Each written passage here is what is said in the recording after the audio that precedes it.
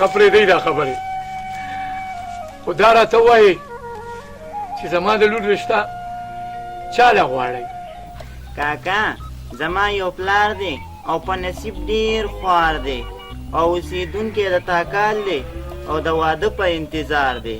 غلی شه هلکه و کاکا که تا د خپلې نیازبین لور لاس زما د نیازبین پلار په لاس کې راکړو که نه نو داسې وګڼه چې په ټول انسانیت ته یې احسان وکړو. غلی شئ بکواس دې بند کړه.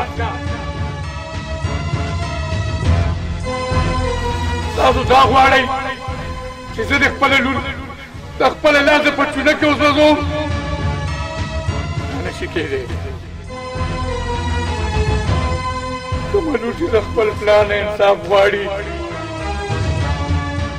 نو زه هغې سره ناانصافي څنګه وکړم وځئ ورک شئ زما د مخې نه وځئ. نو کاکا زمونږ کسا پلار چې زمونږ د انصاف غواړي هغه سره څه وکړو؟ چپه د انصاف بچیا وځئ ورک شئ.